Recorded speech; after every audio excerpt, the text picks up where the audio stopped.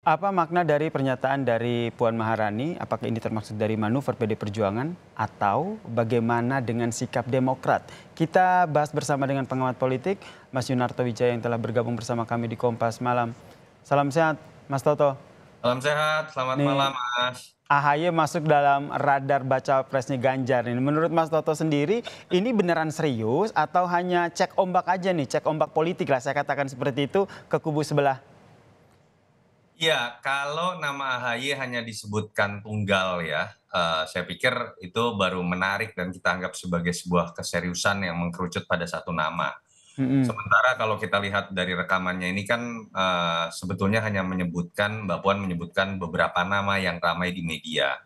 Ada Pak Mahfud, ada Ridwan Kamil, Erick Thohir, Sandiaga Uno, termasuk nama Mas AHY. Dan memang nama Mas AHY ini kan kalau disurvei sebagai cawapres secara umum memang salah satu yang tertinggi. Paling tidak dia selalu ada di 5 besar.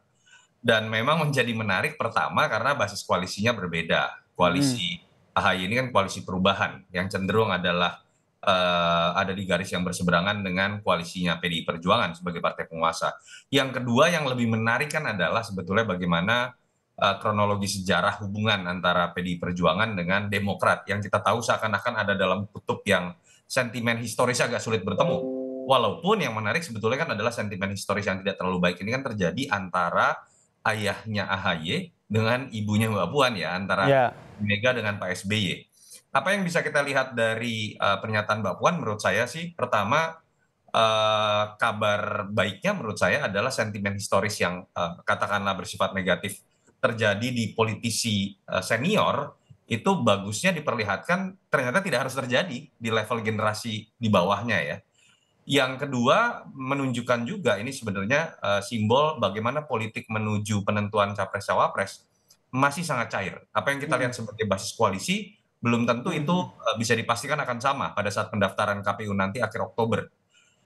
Yang ketiga, ya menurut saya ini memang menunjukkan, kalau menurut saya dalam konteks internal PDI Perjuangan, Mbak Puan ingin menunjukkan bahwa PDI Perjuangan mulai cair. Karena kita tahu kritik utama dari Mm-mm. koalisi PDI Perjuangan ini adalah sikap yang cenderung sering dikatakan eksklusif dari PDI Perjuangan, Mm-mm.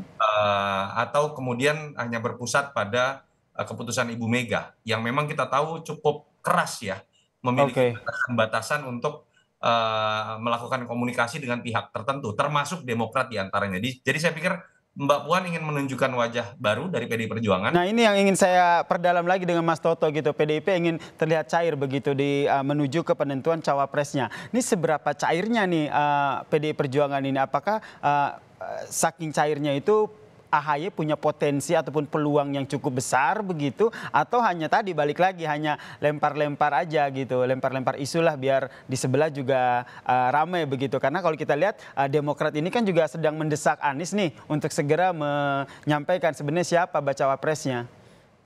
Ya kalau analoginya tinju ya memang ini masih jab-jab lah, levelnya Mm-mm. belum pada uppercut atau hook gitu yang Oke. mana kencang. Tapi yang ingin ditunjukkan adalah menurut saya oleh Mbak Puan, PDI Perjuangan sekarang siap berkomunikasi dan membuka diri berkoalisi dengan siapapun tanda kutip. Mm-mm. Yang kemarin-kemarin kecenderungannya kan ada kesan seperti pasif, Mm-mm. menunggu orang yang datang karena capresnya adalah kader mereka, elektabilitasnya juga tertinggi dalam konteks partai.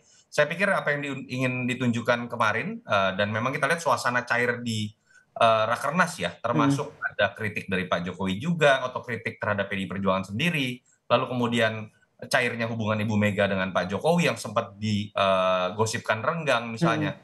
Mbak Puan tanda kutip yang memang dari awal kan disebutkan akan memegang peranan penting membangun koalisi dengan partai lain, seperti ingin menunjukkan PDI Perjuangan akan menjemput bola juga, lebih proaktif dan membuka diri buat siapapun. Tapi apakah ini Termaksud untuk melakukan pertemuan begitu, komunikasi ya setidaknya penjajakan lah kayak waktu bareng sama PAN begitu. Kali ini tapi dengan Demokrat begitu. Peluang itu akan terjadi? menurut saya mungkin saja, walaupun Seberapa kalau persen nih bicara mungkin kemungkinannya Mas Toto?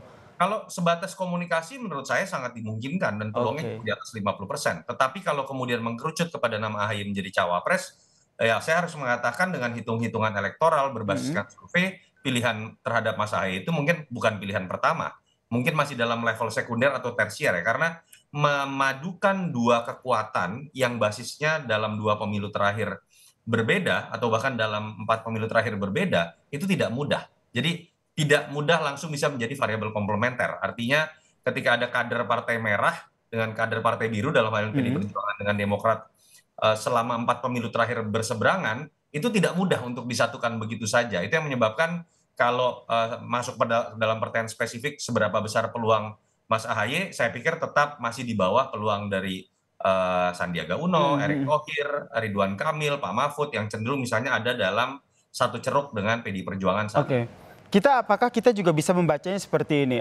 Maksud dari Puan Maharani menyampaikan sejumlah nama, salah satunya adalah AHY ini juga sebagai salah satu pancingan begitu untuk untuk melihat respons dari bacawa pres yang lain nih. Seagresif apa mereka? Wah, Puan Maharani udah nyebut nama AHY nih, bahaya nih.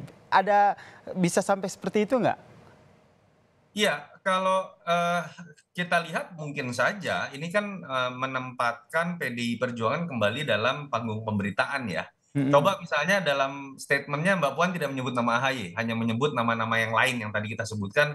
Saya yakin pemberitaan tidak akan seramai ini ya. Nah, itu dia. Tujuan pertama menurut saya secara PRing Mbak Puan berhasil memancing perhatian publik. PDI Perjuangan kemudian menjadi pusat pemberitaan lagi dalam konteks pencarian cawapres. Tetapi balik lagi, kalau kemudian orang menganggap ini adalah sebuah keseriusan, mungkin iya dalam konteks komunikasi. Tetapi kalau keseriusan mengarah kepada AHY, saya pikir masih banyak variabel-variabel lain yang perlu didiskusikan dan masih menjadi faktor penghambat. Oke, terakhir Mas Toto. Mas Toto sendiri melihat PDIP sendiri sudah punya nama begitu yang dipegang dari sederet nama bacawa pres yang disampaikan oleh Puan Maharani kemarin? Ya, kita tunggu ya hasil rakernas ini kan katanya selesai besok, mungkin akan diumumkan nama-nama siapa yang masuk dalam radar 10 besar itu. Apa betul misalnya Mas Ahaye akan masuk atau tidak misalnya. Tetapi saya menduga bukan hanya PDI Perjuangan, termasuk Pak Prabowo dan Mas Anies sendiri, karena pertarungannya cenderung ketat, terutama persaingan di antara Prabowo dengan Ganjar, akan ada kecenderungan mereka akan bermain di injury time.